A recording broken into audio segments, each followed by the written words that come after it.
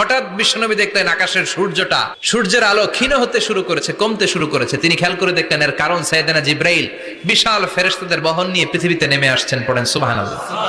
এসে বললেন, ইয়া রাসূলুল্লাহ, আমি 1,40,000 ফেরেশতা নিয়ে নেমে এসেছি। আপনি কি জানেন না, ঠিক একটু আগে মদিনাতে আপনার এক প্রিয় সাহাবা, তার নাম হচ্ছে মুআবিয়া ইবনে মুআবিয়া আল মুজানি, একটু আগে শেষ নিঃশ্বাস ত্যাগ করেছে। বিশ্বনবী তো অবাক, ঘটনা কি? কোন সাহাবীর গায়বানা জানা যায় তো ফেরেশতা নামে না আকাশের উপর থেকে? বিশ্বনবী জিজ্ঞেস করলেন, জিব্রাইল, কোন সাহাবীর গায়বানা জানা যায় তোমরা আকাশ থেকে এত ফেরেশতার বহর নিয়ে নামো নাই? কি এমন আমল করেছে আমার মুআবিয়া, কি এমন ভালো গুণ ছিল, ভালো আমল ছিল, যার কারণে আরশের উপরে তার এত সম্মান?